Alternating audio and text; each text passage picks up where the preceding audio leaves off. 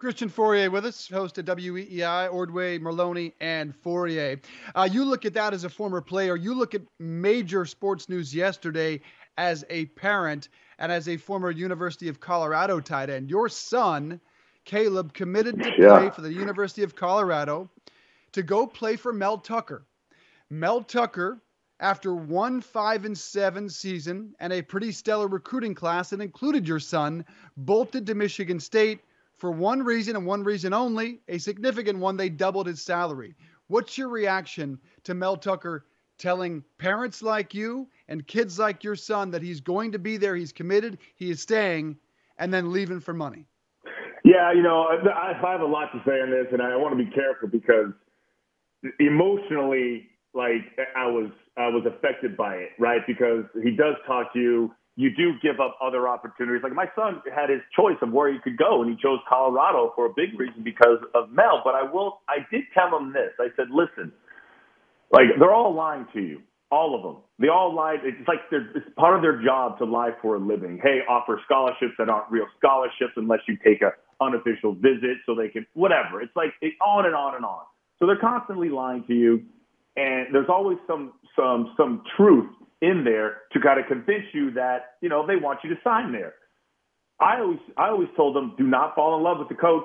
Do not fall in love with your position coach. They will be gone. I had 4 different offensive coordinators. I had 3 different position coaches. I was lucky enough to have the same head coach, but most guys don't have that luxury. Their coach leaves and comes and goes.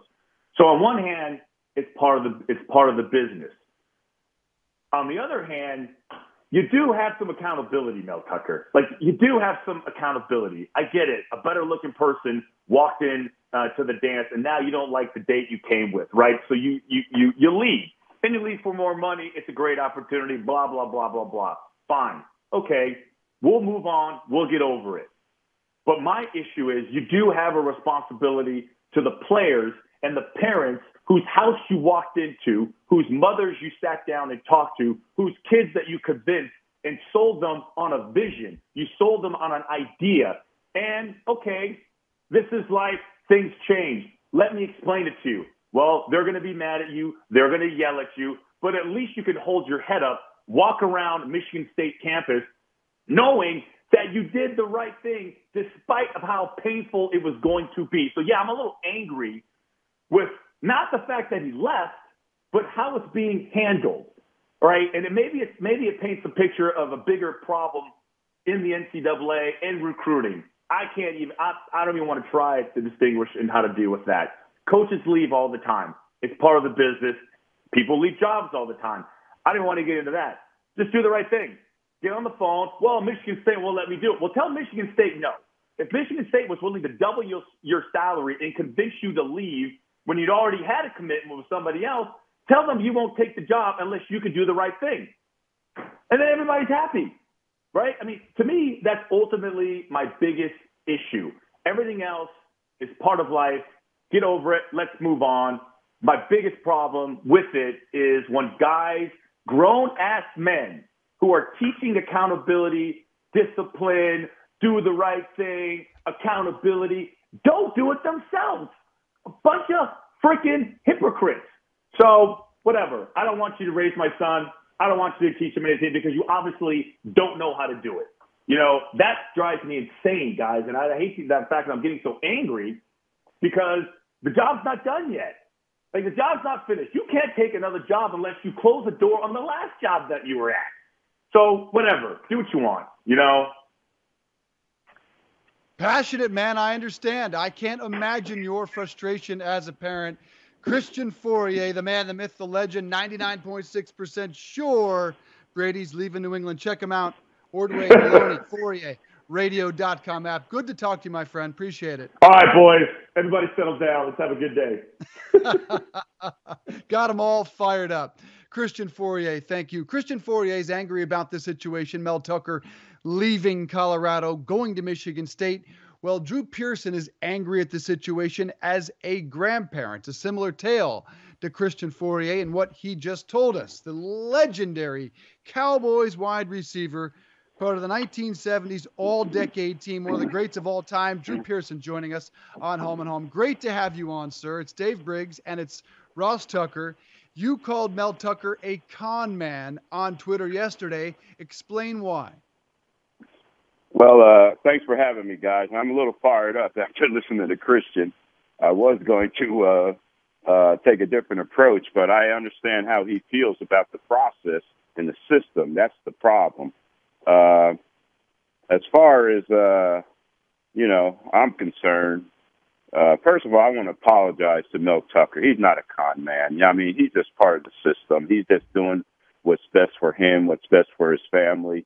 He's paid his dues in the coaching ranks and stuff like that to get to where he is, to be offered a $30 million package, type salary package, to go to Michigan State.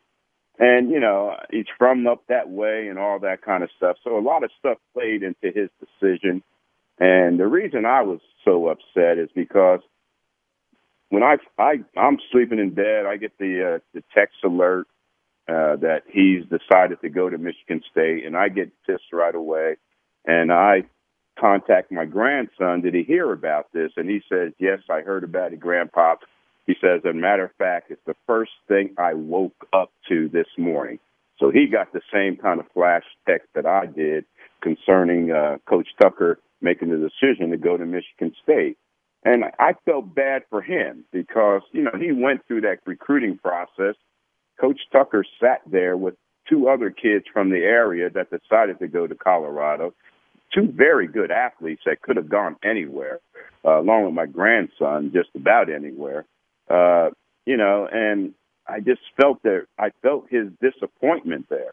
And when the coach is there and bringing us all together, all the three guys that from this area, when he met with us with some other assistant coaches, and with each of us had all our family there, their parents and grandparents like myself were there. And, when they tell you things, you believe that. You want to take that as gospel because you're making a big decision at this point in their life. This is my grandson's biggest decision he's ever had to make. And for him not to be able to go with somebody that influenced or be there with somebody that influenced that decision, that's the disappointing part. And I came out because I was upset. I was really upset. And not so much with Mel Tucker. Baylor interviewed him. I sat in that office with Matt Rule, and he's telling my grandson the same thing. He ain't going nowhere, So I'm more upset with the system, the process. And the NCAA does not do anything unless they're forced to do something. They sit there and watch how this process plays out each and every time a coach moves, and each and every time somebody other than the players get the benefits that for participating in the NCAA, whatever sport it might be, but they never do anything. That's why California, the laws, the judicial system had to step in and force the NCAA to bless the fact that, in California, players can make, benefit off their lives and presence that they bring to the universities and stuff like that. So I was more upset with the process. And here again, guys, Ross and Dave, I'm more upset with Michigan State. They just throw money out there, and then they say we don't have enough money to pay athletes and stuff like that. But they'll throw big numbers like that out there at coaches. I understand their process was very,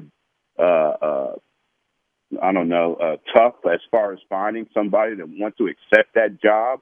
A few other people, including Mel Tucker, turned it down. But, this is Michigan State. We got deep pockets. We can get somebody. How are we going to get them? Well, if we can't get them because we're Michigan State, we'll get them because we're Michigan State, and we can throw some money at them and make an offer that is very difficult for anybody to refuse that's in that coaching profession. So, getting all back to this, I apologize to Mel Tucker. He's a good man. He has a great family. His wife's an attorney. He's got two great sons, and I hope that they didn't take that to heart that their father, their husband is a con man, because he's not that by any means, for sure. Yeah, Drew, well said on a lot of different levels. Always good to talk with you. I talk with recruits all the time and absolutely tell them to not pick a school based on the coach, but obviously that's a big part of it.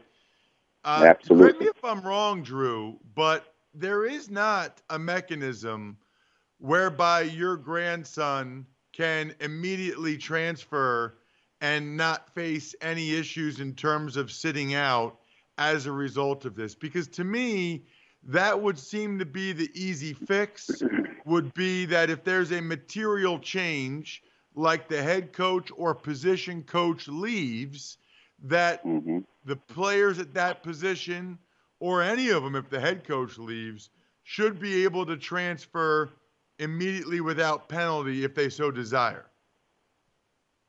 Yeah, that definitely. If the coach can do it, why can't the players do it? And the coaches complain about it. They complain about the transfer portal and all this. They complain anything that takes away from what they're trying to achieve. You know, coach up the next guy up. You know, if this guy wants to leave and he doesn't see it's the fit for him, you know, they should be able to leave just like the coaches can leave without any penalty. Mel Tucker is not going to have to sit out a year. But if my grandson, unless Colorado releases him, and other schools have contacted him since yesterday, since this news came out about my frustration, and of course with Mr. Tucker going to Michigan State. And so other schools have contacted my grandson, and I'm sure the other guys from this area that made commitments to Colorado, because they're very good athletes, I'm sure they got contacted by other schools as well. But what happens if that my grandson, can he decommit and go to another school? Will Colorado step up and release or make it the release available for these guys to go on to another school if they so desire, since a big part of their decision to go to Colorado was Mel Tucker. I mean, he's a great man. I mean, I wanted to sign with Colorado after talking to him, you know? So he had a big influence. Yeah, you pick the school and the school and the education and the course of studies that the school has to offer. You pick a school for that reason. There's no question about that. But the big influence in your decision is the coach. So anyway, the players need to have the same equal rights as the coach to move on. And these coaches recruit players each and every year. You know, they're nest egg, so to speak, as far as the wealth of players they have on their roster, doesn't get depleted like the NFL. It doesn't change over. And it change over in 4 years. You get these kids for 4 years if you treat them right, and they get the playing time they desire.